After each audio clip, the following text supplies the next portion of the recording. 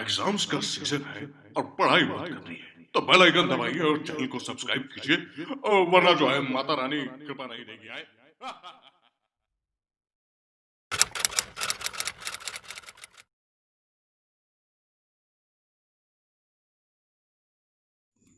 This is question number 18 of exercise 5.3. Question is, a spiral is made up of successive semicircles with centers alternately at A and B, starting with center at A of radii 0.5 cm, 1.0 cm, 1.5 cm, 2.0 cm, as shown in figure 5.4. What is the total length of such a spiral made up of 13 consecutive semicircles? ठीक है, तो question का क्या मतलब है कि आपका एक स्पायरल है जो सक्सेसिव का मतलब होता है लगातार, मतलब कंटिन्यू, कोई भी उसमें गैप नहीं है। ठीक है, सो आपका एक स्पायरल है वो सक्सेसिव सेमी सर्कल से मिलके बना है।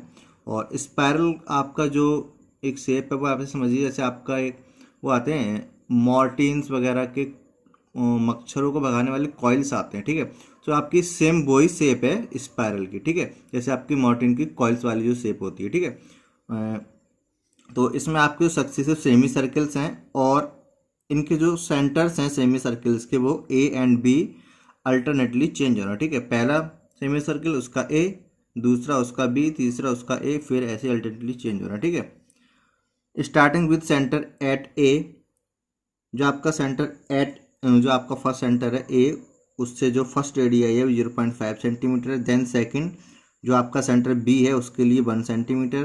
Then third again centre A हो जाएगा 1.5 centimetre. Then fourth again centre B 2 centimetre S one. ठीक है, तो इनमें आप देखिए आपको 0.5 का सब में गैप है एस वन इन फिगर, और ये आपका फिगर 5.4 को उन्होंने रेफर किया है। और the total length of such a spiral made up of 13 consecutive semicircles। ठीक है, तो ये आपका जो स्पायरल है टोटल 13 consecutive का मतलब हो गया वही आपका सक्सेसिव और इसका सेमी मीन्स है कंटिन्यू है। ठीक है, मतलब कोई भी बीच में इसके गैप नहीं है। ठीक है, तो आपके टोटल 13 सेमी सर्कल्स हैं और इन टोटल 13 सेमी सर्कल से आपका जो स्पायरल बना है इसकी हमें टोटल लेंथ फाइंड करनी है। ठीक है, ये इस क्वेश्चन का फिगर है 5.4, इसी फिगर को उन्होंने रेफर किया। ठीक है, तो इसमें आप देखिए ये आपका इस तरीके से स्टार्ट हुआ है। ठीक है, और आपकी जो लाइन है ये जस्ट इन सेमी सर्कल्स को इंडिविजुअली दिखाने के लिए दी गई है। अगर आपके जैसे आपकी जो एक्चुअल फिगर है वो ये है। ठीक है, मैंने आपको मॉडर्न वाली फिगर भी दिखाई थी, तो आपकी जो एक्चुअल स्पायरल है वो ये है।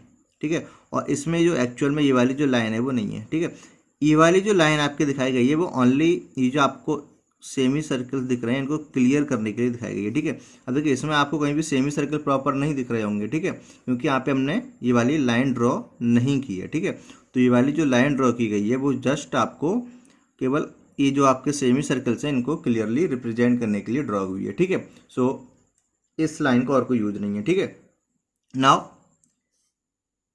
ये आपका देखिए ए है। ठीक है, और ये आपका एक सेमी सर्कल बना तो इसके लिए सेंटर हो गया ये ए। देन आपका ये एक अनदर सेमी सर्कल है, इसका सेंटर हो गया बी। देन आपका एक अनदर सेमी सर्कल है ये पूरा। ठीक है, और इसका सेंटर हो गया अगेन ए। देन आपका ये एक और पूरा सेमी सर्कल है, इसका सेंटर हो गया बी। देन आपका एक और ऊपर आएगा, देन नीचे। ठीक है, तो आपका इस तरह से टोटल 1 2 3 4 5 6 7 8 13 जो है सेमी सर्कल्स हैं। ठीक है, एंड ये जो आपकी स्पायरल बनी है वो ये बन रही है इस तरीके से। ठीक है, और इसकी आपको लेंथ फाइंड करनी है। ठीक है, तो ये जो आपकी स्पायरल बनी इस फिगर में इसके में लेंथ बतानी है। ठीक है, अब ये जो आपकी स्पायरल है ये सेमी सर्कल्स के फॉर्म में है। ठीक है, और हम ऐसे इसको मेजर नहीं कर सकते। ठीक है, बट ये जो आपका इतना पार्ट है इसको अगर मैं इस तरीके से रिप्रेजेंट करूं, ये जो आपका इतना पार्ट है सेमी सर्कल का।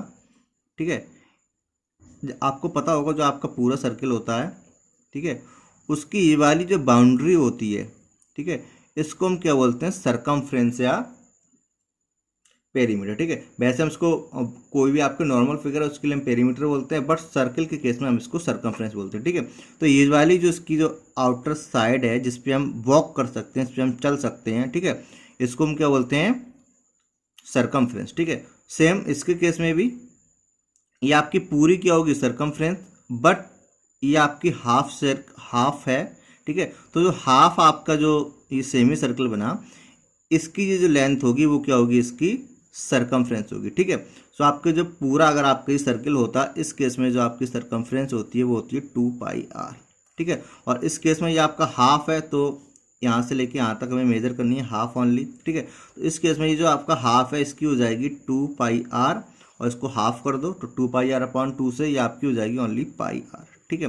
तो ये जो आपका इतना जो पार्ट है, ये जो आपका सेमी सर्कल बना, इसकी जो सरकमफ्रेंस होगी वो क्या होगी, πr। सेम इसकी भी πr, इसकी भी πr, इसकी भी πr, और जो r की वैल्यू हो रही है वो आपकी चेंज होगी, ठीक है। ए इसके लिए क्या हो जाएगी 1r1, इसके लिए r2, इसके लिए r3, इसके लिए r4, ठीक है। तो आपकी जो r की वैल्यू है वो according to semi circle change होती रहेगी, और पाई तो आपका ये कांस्टेंट वैल्यू है 22/7, ठीक है। सो हमको करना क्या है, 1 बाई 1 ये जो आपके सेमी सर्कल बनने हैं, इनकी जो आपकी जो सरकमफ्रेंस है, इनकी लेंथ फाइंड करनी है, ठीक है। ये फर्स्ट हो गया, ये सेकंड, ये थर्ड, ये फोर्थ, S1 ऐसे आपके 13 है, ठीक है। और उन सारी लेंथ्स को हमें क्या करना है, ऐड करना है, और इन सारे अगर हम लेंथ्स को जब ऐड कर देंगे तो आपका ये टोटल जो स्पायरल है इसकी हमें लेंथ फाइंड हो जाएगी, ठीक है। क्वेश्चन में आपको ये हिंट में गिवन है, length of successive semi circles is L1, L2, L3, L4 with centres AB, AB, AB, ठीक है। तो इसमें आपको ये हिंट में भी गिवन है कि जो लेंथ है सेमी सर्कल्स की, ये जो आपका सेमी सर्कल बना ये, इसकी जो लेंथ है वो L1, L2, L4 इन्होंने ऑलरेडी रिप्रेजेंट किया हुआ, ठीक है। तो ये L1 हो गई, ये L2, ये L3, L4। तो अपने क्वेश्चन में भी हम इन्हीं सिंबल्स का यूज करेंगे क्योंकि ये आपको ऑलरेडी गिवन है, ठीक है। ना अपने क्वेश्चन को सॉल्व करने के लिए हम वन बाई वन जो आपके सेमी सर्कल्स हैं उन सबकी सरकमफ्रेंस फाइंड करेंगे, ठीक है। और जो सरकमफ्रेंस होगी वो उनकी क्या होगी, सेमी सर्कल्स की लेंथ हो जाएगी, ठीक है। तो यहाँ मैं सरकमफ्रेंस न लिख के अपना लेंथ लिखूंगा, ठीक है। सो 1 बाई 1 हम सारे सर्कल्स के लिए लिखेंगे, तो हम लिखेंगे length of first semi circle,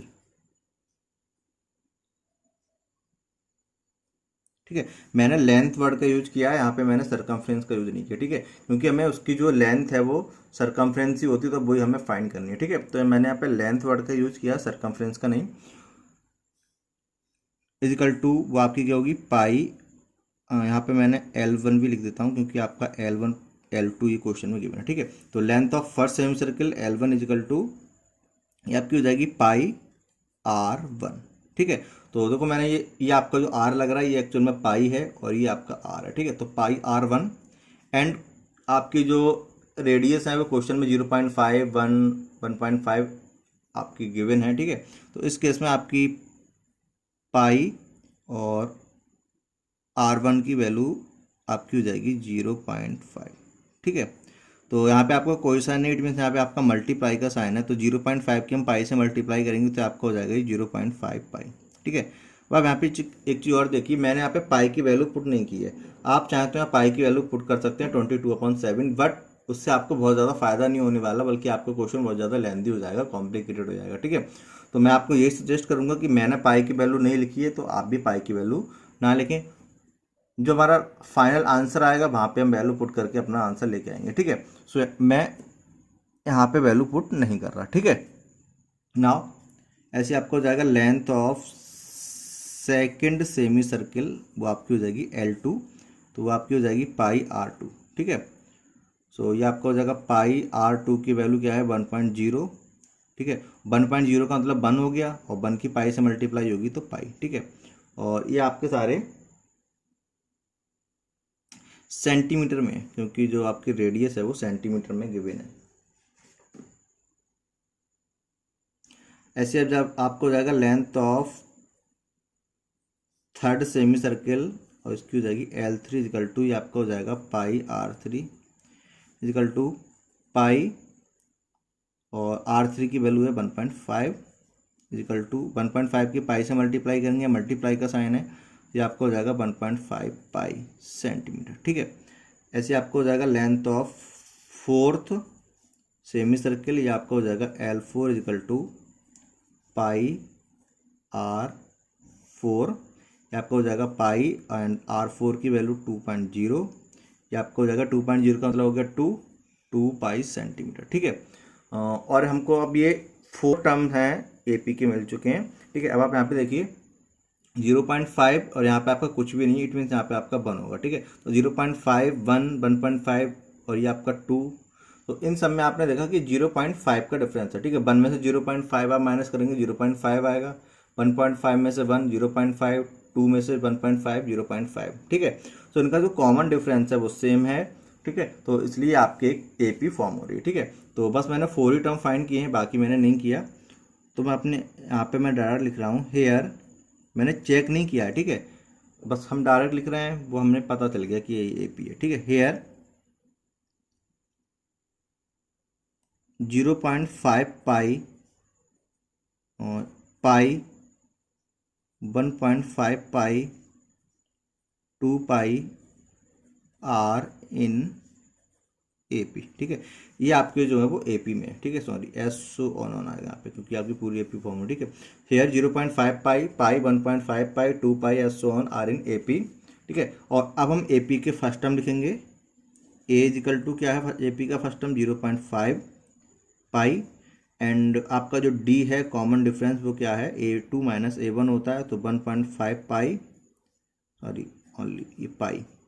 ठीक है, पाई माइनस 0.5 पाई। ठीक है, और पाई का मतलब आपका क्या 1 पाई, तो 1 में से आपका 0.5 जाएगा, आपका बचेगा 0.5 पाई। ठीक है, तो ये आपकी हो गई D की वैल्यू। नाउ हमको फाइंड करना है जो आपके स्पायरल है उसकी टोटल लेंथ। ठीक है, और उसकी जो टोटल लेंथ होगी वो इन सेमी सर्कल्स के लेंथ के इक्वल होगी। मतलब हमको L1 plus L2 plus L3 plus L4 plus L5 S so on, और टोटल 13 है, तो L13 तक फाइंड करना है। ठीक है, इन सबका सम।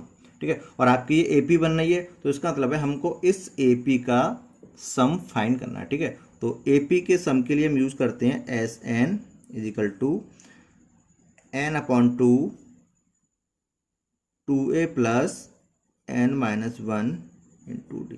ठीक है, अब यहाँ पे देखिए मैंने जो सम वाला है वो स्टैंडर्ड वाला फॉर्मूला यूज किया है, A प्लस L,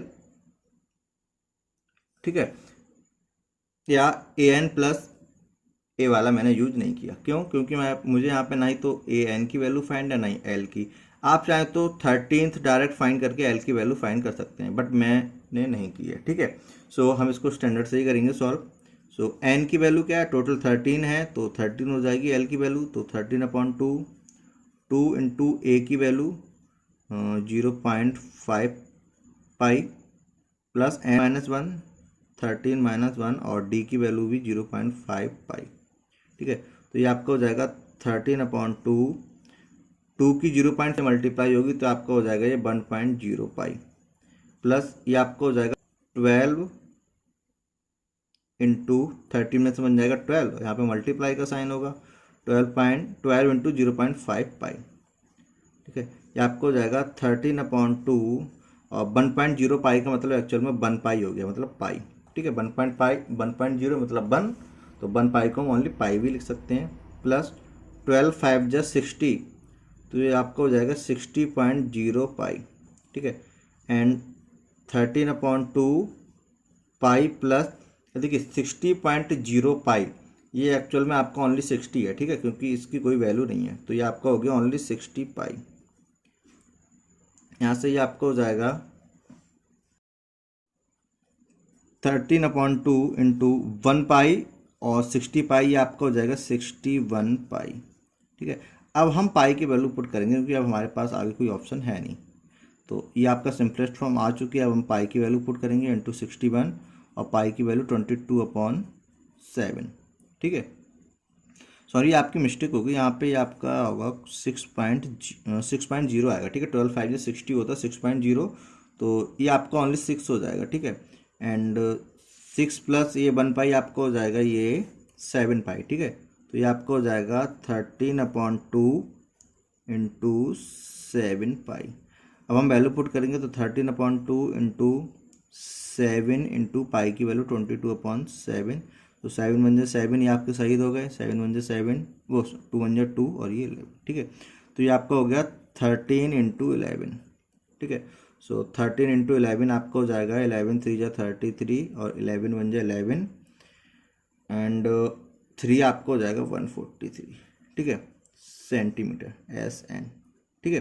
तो आपके जो एस एन है मतलब जो आपके सारे टर्म्स का जो सम है मतलब L1 plus L2 plus L3 plus L4 S1 L13 तक वो आपका क्या है 143, ठीक है। सो इट मीन्स आपकी जो स्पायरल है उसकी टोटल लेंथ क्या होगी 143 सेंटीमीटर।